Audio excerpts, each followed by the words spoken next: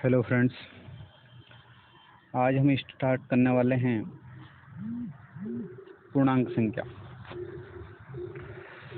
पूर्णांक संख्या आप सभी लोग कहीं ना कहीं इसको अच्छे से जानते हैं। पूर्णांक संख्या क्या होती है? पूर्णांक संख्या को इंग्लिश में कहा जाता है इंटेजर्स। क्या कहा जाता है? इंटेजर्स। इंटेजर्स जो होते हैं, इंटेजर्स अगर हम कहें तो टू टाइप्स के होते हैं। फर्स्ट हो सकता है नेगेटिव, सेकंड होता है पॉजिटिव।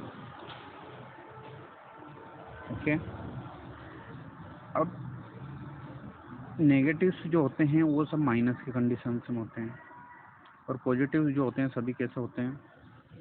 प्लस कंडीशन में होते हैं।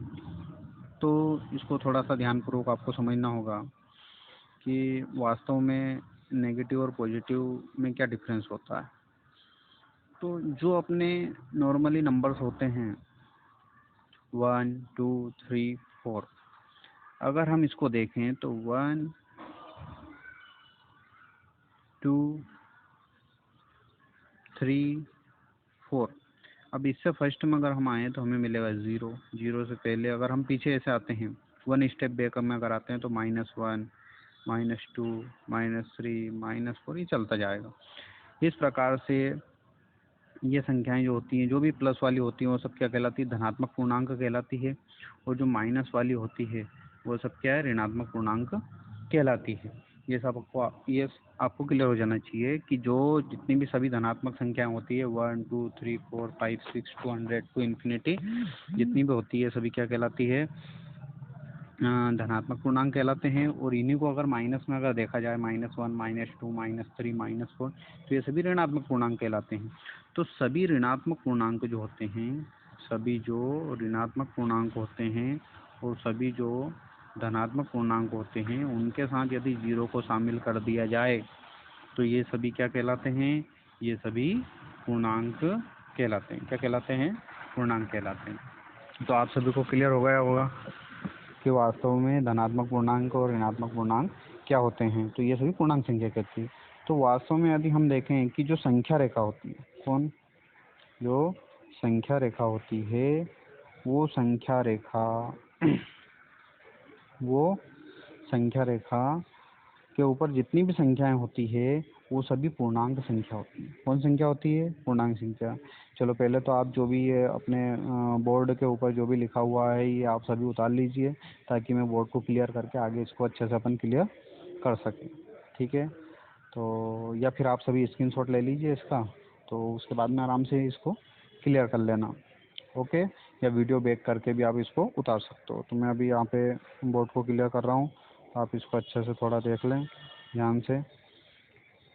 तो अभी अपन देख रहे थे जैसे पूर्णांक संख्या। तो पूर्णांक संख्या में अपन एक चीज पढ़ने वाले, नंबर 1।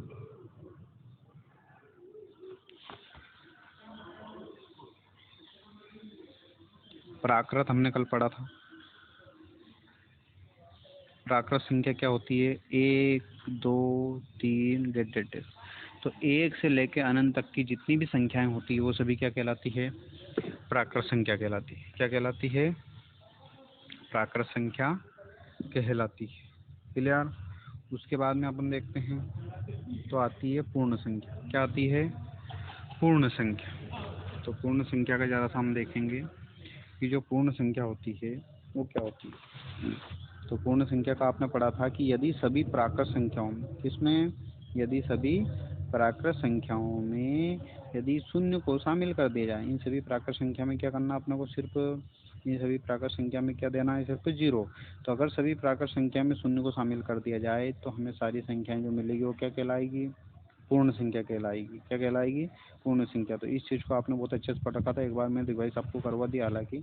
तो इसको हम आगे देखते हैं कि और क्या होता है। तो हमारी एक प्राकृत संख्या हो गई। ओके, क्या हो गई? प्राकृत संख्या। तो सारी जितनी भी प्राकृत संख्या होती है वो सभी क्या कहलाती है? पूर्ण संख्या होती है। सारी प्राकृत संख्या पूर्ण संख्या होती है, लेकिन सारी पूर्ण संख्या प्राकृत संख्या नहीं होती है। सारी प्राकृत संख्या पूर्ण संख्या होती है, लेकिन सभी पूर्ण संख्या प्राकृत संख्या नहीं होती है। इस चीज़ का आपको थोड़ा विशेष ध्यान रखना है। इसको पढ़ने के बाद हम आगे चलते हैं।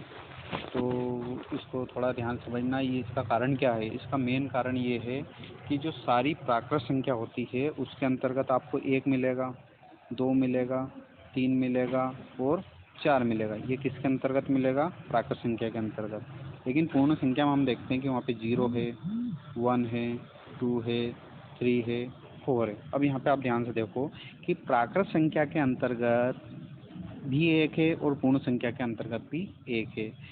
आप देखेंगे कि पूर्ण संख्या के अंतर्गत 2 है, प्राकृत संख्या में भी 2 है। लेकिन जो पूर्ण संख्या में 0 है वो प्राकृत संख्या के अंतर्गत नहीं है। कहने का तात्पर्य ये हुआ कि प्राकृत संख्या के अंतर्गत जितनी भी डिजिट्स बैठी हुई है 1 2 3 4 से लगा के इन्फिनिटी तक, वो सारी डिजिट्स आपको कहाँ मिलने वाली है? पूर्ण संख्या के अंतर्गत मिलने वाली। यानी हम कह सकते हैं कि सभी प्राकृत संख्याएं जो होती है वो पूर्ण संख्याएं होती हैं। लेकिन सभी पूर्ण संख्या प्राकृत इसलिए नहीं होती है क्योंकि पूर्ण संख्या का केवल एक बंदा 0 प्राकृत के अंदर नहीं बैठा है। इसलिए ये परिभाषा, ये डेफिनेशन जो है गलत साबित होती है कि सभी पूर्ण संख्या प्राकृत संख्या नहीं होती है, लेकिन सारी प्राकृत संख्याएं पूर्ण संख्याएं होती हैं। नंबर 1 बात कि सबसे छोटी प्राकृत संख्या क्या होती है? सबसे छोटी प्राकृत संख्या क्या होती है बताइए? तो सबसे छोटी जो प्राकृत संख्या होती है वो होती है 1। क्या होती है? 1। और सबसे बड़ी प्राकृत संख्या बताना संभव नहीं है। उसी प्रकार सबसे छोटी पूर्ण संख्या क्या होती है? 0। और सबसे बड़ी पूर्ण संख्या नहीं बता सकते। तो इसको ध्यान रखना, क्योंकि ये चीज़ें ऑब्जेक्टिव में आती है, एक 2 नंबर का ऑब्जेक्टिव आती है। क्योंकि अगर ये बारीकी, ये बेसिक्स अगर आपको नहीं याद होगा तो आप अपने बहुत बड़े मतलब जो आपका सपना है कि अपने को मैथ्स में आउट ऑफ 100 चाहिए आपको, तो उसको पाने के लिए, क्योंकि ज़्यादातर स्टूडेंट का अभी जैसे रिजल्ट आया हुआ है तो अभी आप देखना उसमें बहुत सारे बच्चों को 99 आए हैं, बहुत सारे 98 आए हैं। लेकिन ऐसा नहीं है कि वो 98, 97 जिन बच्चों को आए हैं वो बच्चे पढ़ने में एक्सपर्ट नहीं है, वो बहुत अच्छे एक्सपर्ट हैं। लेकिन वो कहीं ना कहीं गलती ये कर लेते हैं कि कहीं ना कहीं जो थोड़ा बहुत जो बेसिक्स होता है उस बेसिक्स को क्या करते हैं, वो स्टार्टिंग में रीडिंग नहीं करते हैं, जिसके कारण ये छोटी छोटी चीज़ें उनके मार्क्स को क्या करती है, गड़बड़ कर देती है। तो इसलिए ध्यान रखना, सबसे छोटी प्राकृत संख्या होती है 1 और सबसे छोटी पूर्ण संख्या होती है 0। ओके, क्लियर हुआ? तो आगे हम देखते हैं इसी को। अब आगे हम पढ़ते हैं, प्राकृत संख्या हो गया, पूर्ण संख्या हो गया। तो ये हो गया प्राकृत, ओके, ये हो गया पूर्ण और ये हो गया पूर्णांक। ये क्या हो गया? पूर्णांक। तो अभी आप देखो कि जो प्राकृत संख्या होती है उसके अंदर मैंने बताया था 1 2 3, पूर्णांक में 0 1 2 3, लेकिन पूर्णांक में -2 -1 0 1 2। तो अब यहाँ पे ऑब्जेक्टिव क्या बनते हैं? अब यहाँ पे थोड़ा सा ऑब्जेक्टिव चेंज होने वाला है। यहाँ पे ऑब्जेक्टिव ध्यान रखना, आप क्या होने वाला है, यहाँ पे ऑब्जेक्टिव ये होने वाला है कि आप देखो सबसे छोटी प्राकृत संख्या तो क्या है? 1। सबसे छोटी पूर्ण संख्या क्या है? 0। पर यहाँ पे आप सबसे छोटा पूर्णांक नहीं बता सकते। क्यों? क्योंकि पूर्णांक ऋणात्मक रूप में भी अनंत तक जा रहे हैं और धनात्मक रूप में भी कहाँ जा रहे हैं? अनंत तक जा रहे हैं। इसलिए इस चीज़ का विशेष ध्यान रखना कि जो अपने पूर्णांक हैं उसमें सबसे छोटा पूर्णांक भी नहीं होता है, सबसे बड़ा पूर्णांक भी नहीं होता है। लेकिन एक चीज़ है कि सबसे बड़ा, एक चीज़ क्या है? सबसे बड़ा, देखना ध्यान से कि जो सबसे बड़ा होता है ऋणात्मक पूर्णांक, सबसे बड़ा ऋणात्मक पूर्णांक है -1। कौन है? -1। और सबसे बड़ा धनात्मक पूर्णांक जो है वो नहीं बता सकते, वो नहीं बता सकते, क्योंकि 1 2 3 4 1 2 3 डेढ़ अनंत तक जा रहा है। लेकिन सबसे बड़ा ऋणात्मक पूर्णांक -1 होता है, क्योंकि -1 के बाद वो -2 -3 होते हैं, सब छोटे होते हैं। क्लियर हुआ? तो अब यहाँ से ऑब्जेक्टिव बनता है कि सभी प्राकृत संख्याएं पूर्ण संख्या होती है। हाँ, क्योंकि सारी प्राकृत संख्याएं पूर्ण के अंतर्गत बैठी है तो इसलिए सभी प्राकृत संख्या पूर्ण संख्या होती है। दूसरी चीज़, सभी प्राकृत संख्याएं पूर्णांक होती है, तो क्या क्लियर हुआ? क्योंकि सभी प्राकृत संख्याएं पूर्णांक के अंतर्गत बैठी हुई होती है।